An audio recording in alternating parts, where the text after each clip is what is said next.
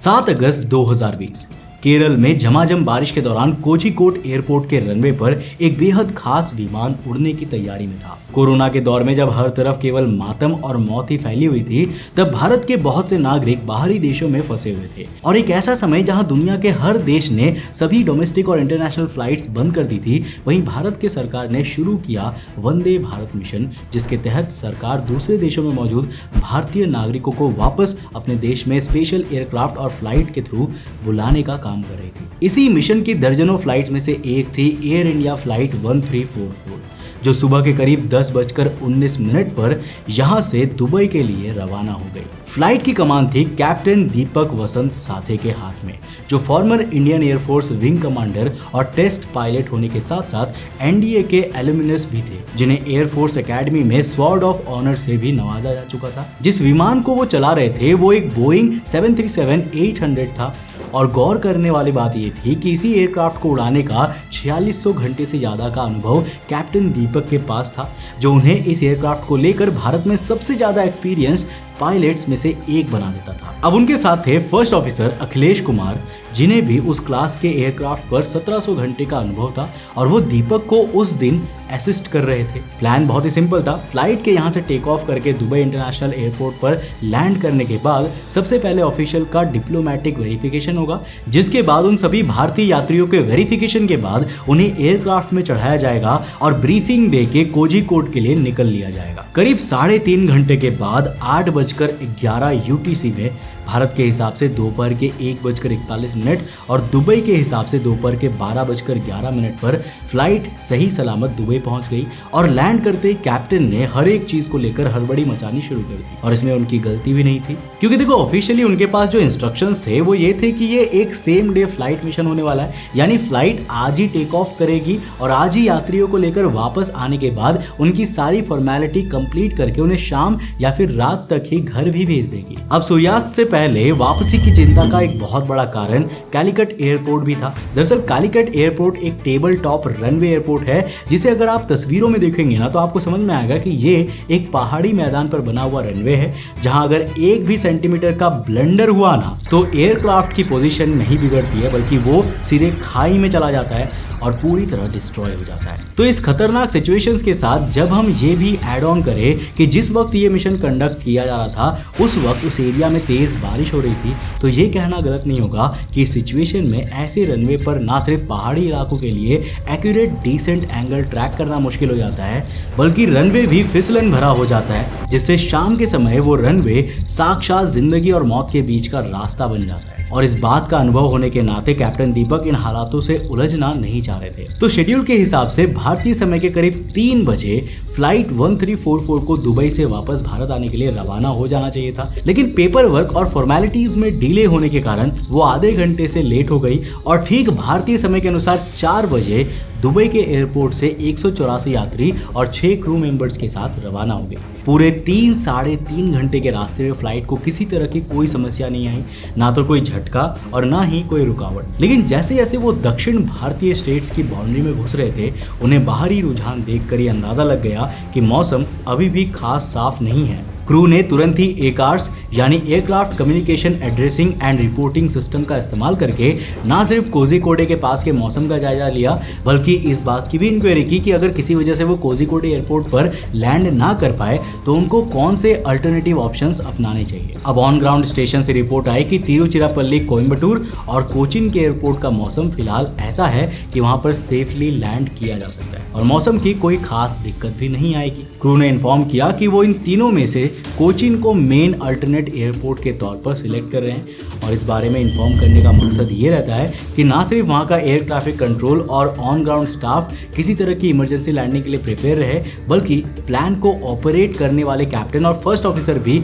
अपने पास इतना फ्यूल बचा कर रखे कि एन वक्त पर अगर उन्हें रीराउट करना पड़े तो वो मेन अल्टरनेट एयरपोर्ट तक पहुँच सके। तो कोचीन की सिलेक्शन पर यह डिसाइड किया गया कि फ्लाइट में करीब 30 मिनट का एक्स्ट्रा फ्यूल रिजर्व रखा जाएगा, जिसे सिर्फ तभी इस्तेमाल किया जाएगा अगर कोझिकोड में लैंड करने के सारे प्रयास विफल रहे और उन्हें इन केस कोचीन जाने की जरूरत पड़े। तो शाम के करीब 6:49 पर चेन्नई एरिया कंट्रोल ने AXB 1344 को कोझिकोडे का वेदर बताया। रनवे 28 के इस्तेमाल को हरी झंडी देते हुए विजिबिलिटी 1500 मीटर, मॉडरेट थंडरस्टॉर्म्स और रेनफॉल के साथ सतह पर 14 नॉट्स की रफ्तार से 270 डिग्री एंगल पर चल रही हवाएं रिपोर्ट करी गई। अब गौर करने वाली बात यह है ना कि हर एक रनवे का अपना इंस्ट्रूमेंट लैंडिंग सिस्टम यानी कि ILS मिनिमा होता है, जिसमें वो मिनिमम कंडीशन लिखी रहती है कि उनसे खराब हालत होने पर उस रनवे पर लैंडिंग की अनुमति नहीं दी जाती, और अगर कोई फिर भी लैंडिंग की जरूरत करता है तो क्रैश होने के चांसेस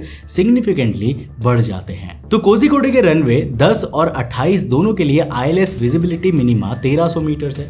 मतलब उस वक्त आंकड़ों के हिसाब से रनवे पर लैंडिंग करी जा सकती थी, लेकिन मार्जिन इतना कम था ना कि एरर के चांसेस नॉर्मल से काफी ऊपर थे। 22 मिनट बाद AXB 1344 को कहा जाता है कि बारिश पहले से धीमी हो चुकी है और विजिबिलिटी भी अब 2000 मीटर पर पहुंच गई है, जिस कारण उन्हें रनवे 28 पर लैंड करने का क्लियरेंस दिया जाता है। लगभग 13:50 और 41 सेकंड UTC पर कैप्टन ने फर्स्ट ऑफिसर को वाइपर ऑन करने को कहा ताकि विंडशील्ड साफ होने पर विजिबिलिटी थोड़ी बेहतर हो सके और जो थोड़ी सी भी चूक होने के चांसेस है ना वो कम हो जाए। फर्स्ट ऑफिसर ने वाइपर ऑन भी किए, लेकिन करीब 27 सेकंड बाद कैप्टन की साइड वाइपर अचानक रुक गई और उसने काम करना बंद कर दिया। कैप्टन फ्रस्ट्रेट हो गए, मगर फिर भी नीचे जाना जारी रखा। एयरक्राफ्ट डिसीजन ऑल्टीट्यूड तक नीचे आता है, यानी वो ऊंचाई जहां पर पायलट को रनवे क्लियर दिखनी चाहिए, और अगर ना दिखे तो वापस ऊपर उठकर लैंडिंग का रीअटेम्प्ट करना पड़ता है। तो शाम के 7:22 पर भी जब रनवे सफिशिएंटली इन साइट नहीं आया,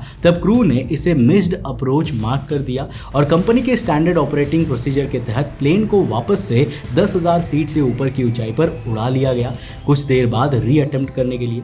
इसका सेंस भी बनता था क्योंकि उनके पास इतना फ्यूल था कि वो रीअटेम्प्ट कर सके। प्लस जब रनवे विजिबल ही नहीं दिख रहा है तो वो उतरते कहां पे, इसीलिए उन्होंने डिफेंसिव अप्रोच अपनाकर जहाज ऊपर उठा लिया, बिना ये जाने कि इसमें की गई एक छोटी सी गलती उनके लिए आगे बहुत बड़ी दिक्कत बनने वाली है। अब आगे बात करने से पहले आपको रनवे के बारे में एक छोटी सी बात पता होनी जरूरी है। देखो, आपने देखा होगा कि एयरपोर्ट पर रनवे को 1 2 3 4 ऐसे सीरियल नंबर ना देके अलग अलग नंबर्स अलॉट किए जाते हैं। ये नंबर रैंडम नहीं होते। अगर आप एक कंपास को लेंगे तो उसमें 1 से लेकर 360 तक नंबर्स मौजूद होते हैं जो पृथ्वी की हर दिशा को पॉइंट करती है। रनवे का नंबर एलोकेशन इस कंपास के हिसाब से होता है। अब अगर कोई रनवे कंपास के हिसाब से 100 डिग्री एंगल पर मौजूद है तो उसके पीछे का एक 0 हटाकर उसे नाम दे दिया जाता है रनवे 10, जिससे उस रनवे का नंबर सुनते ही सबको अंदाजा हो जाता है कि आखिर वो किस दिशा को पॉइंट कर रहा है और उस पर लैंड या टेक ऑफ करने के अप्रोच को कैसे देखना है। अब अगर आप इसी कंपास पर 100 डिग्री एंगल वाले पॉइंट से एक सीधी लाइन खींचेंगे तो उसका ऑपोजिट एंड 280 डिग्री पर आएगा और यही पूरा खेल बदल जाता है, या यूं कहे कि पायलट के लिए आसान हो जाता है। आप जिस कंक्रीट की पट्टी को एक रनवे समझते हैं ना, वो एक्चुअल में एक नहीं बल्कि 2 रनवे होते हैं। कालीकट एयरपोर्ट का ही केस ले ले तो अगर आप उसके पूर्वी हिस्से से लैंड करेंगे तो ये रनवे 28 बन जाता है क्योंकि पूर्वी छोर पर 280 डिग्री एंगल पर पॉइंट करता है। लेकिन यहीं अगर आप इसे रनवे को पश्चिमी हिस्से से लैंड करने की कोशिश करेंगे तो ये रनवे नंबर 10 बन जाता है क्योंकि वो वाला एंड 280 के ठीक ऑपोजिट 100 डिग्री के एंगल पे एग्जिस्ट करता है। एक ही रनवे को 2 अलग अलग नंबर्स देने का एक और कारण ये होता है कि रनवे कई किलोमीटर लंबे होते हैं और कई बार ऐसा होता है कि रनवे के इस छोर में जो हवा की रफ्तार और दिशा होती है वो कम फेवरेबल होती है लैंडिंग के लिए as compare to the other end. ऐसे में ATC द्वारा नंबर इन्फॉर्म किए जाने पर पायलट को एक क्लियर आइडिया मिल जाता है कि उन्हें उस रनवे के किस छोर से प्लेन को अप्रोच करना है। अगर ATC बताता है कि प्लेन को रनवे 28 पर लैंड करना है तो मतलब प्लेन को रनवे के पूर्वी दिशा वाले भाग से उतारो, और यहीं अगर रनवे 10 पर लैंड करने की अनुमति मिलती है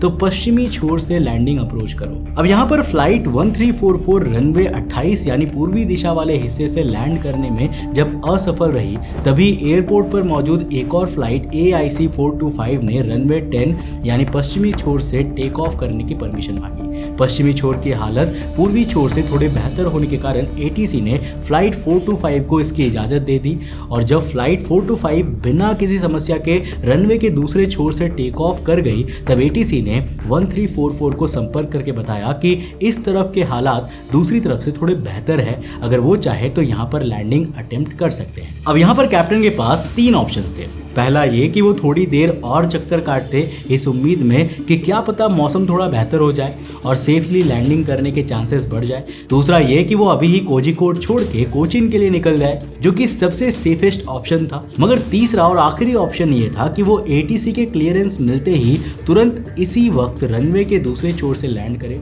इस बात को जानने के बावजूद कि मौसम अभी भी खराब है, रनवे अभी भी पानी और फिसलन से भरा हुआ है और सबसे बड़ी बात, उनका वाइपर चलते चलते बीच विंडशील्ड में अटक गया है, जिस वजह से उन्हें आगे का कुछ साफ साफ नहीं दिख रहा था। तो एटीसी तो छोड़ो, क्रू वालों को भी उम्मीद नहीं थी कि कैप्टन ऐसे हालातों में कोझिकोड में लैंडिंग करने की सोचेंगे भी, वो भी तब जब वाइपर उन्हीं की तरफ का खराब है, यानी मेन विजिबिलिटी उन्हीं की तरफ की ही अफेक्टेड हो रही है। मगर पता नहीं उस दिन प्रोफेशनल प्रेशर या फिर पर्सनल जिद, इतने सारे रेड फ्लैग्स होने के बावजूद कैप्टन दीपक ने इसके लिए भी हामी भर दी और लैंडिंग इनिशिएट करने के लिए भी सभी को हाँ कह दिया। शाम के 7:39:41 पर हर लैंडिंग कंडीशन कैलकुलेट करके सेट कर दी गई।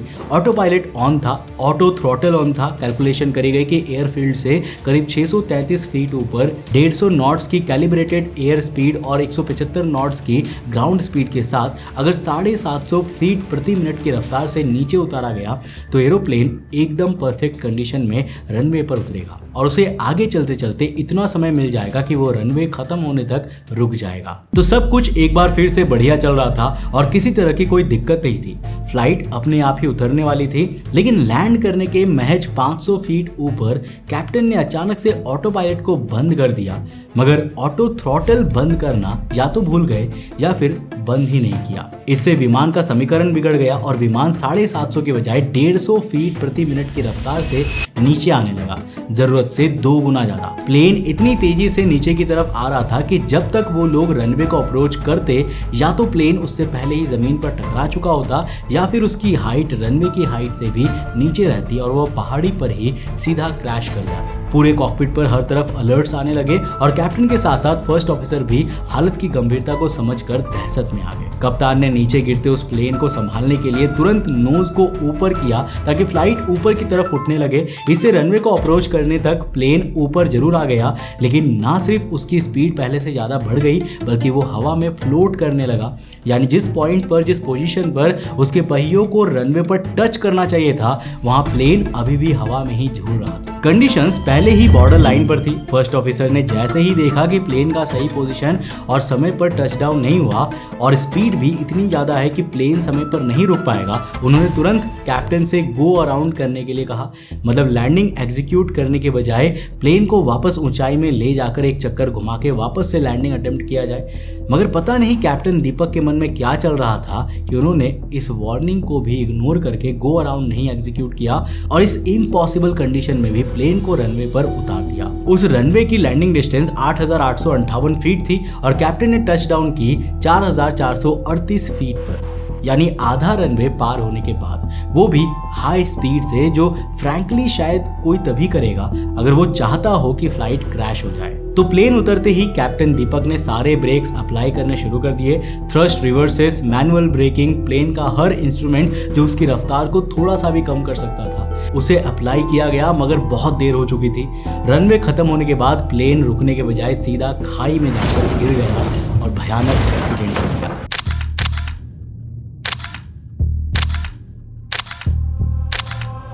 प्लेन के 3 टुकड़े हो गए और उस दिन शायद किस्मत यात्रियों के साथ थी कि इंजन का फ्यूल लीक होने के बावजूद उसमें आग नहीं लगी, जिस वजह से प्लेन के मिडिल और पिछले भाग में मौजूद ज़्यादातर लोग सरवाइव कर गए। शाम के 7:41 पर एक्सीडेंट होते ही तुरंत पूरी रेस्क्यू टीम वहां पर आई। जल्द से जल्द जिसे निकालना संभव था निकाला गया। एम्बुलेंस का अंबार लग गया और लोगों को अस्पताल पहुंचाया गया। उस हादसे में कैप्टन दीपक और फर्स्ट ऑफिसर अखिलेश कुमार समेत 21 लोगों की मौत हो गई। 75 लोग गंभीर रूप से घायल हुए, मगर आग ना लगने की वजह से 90 के करीब लोग सेफली या बहुत ही हल्की चोटों के साथ सरवाइव कर गए। इन्वेस्टिगेशन के बाद 281 पन्नों की रिपोर्ट सबमिट कर गई, जिसमें कैप्टन की गलती को इस एक्सीडेंट और इसमें गई 21 लोगों की जान का कसूरवार माना गया। हालांकि सभी पहलुओं को जानने के बाद आप इसमें किसको दोषी मानते हैं, आप अपनी जवाब नीचे कमेंट सेक्शन में लिखकर जरूर बताना। अगर वीडियो पसंद आया, कुछ नया सीखने को मिला तो वीडियो को लाइक करने के साथ साथ अपने दोस्तों के साथ जरूर शेयर करना। अगर आप नए इस चैनल पे तो इस चैनल को सब्सक्राइब करने के साथ साथ नोटिफिकेशन बेल ऑन कर देना। और अगर आपको ये वीडियो पसंद आए ना तो मैं आपको रिकमेंड करूंगा कि आप अगली वीडियो इसे जाकर के जरूर देखना, जिसमें हमने बात किया है चाइना में मिले एक बहुत ही रहस्यमयी पिरामिड के बारे में। एक ऐसा पिरामिड जो चाइना सबसे छुपाता आया है, पर क्यों? जानने के लिए इस वीडियो को जाकर देखना, बहुत इंटरेस्टिंग है। मैं मिलता हूं आपको नेक्स्ट एपिसोड के साथ, तब तक के लिए बाय, जय हिंद।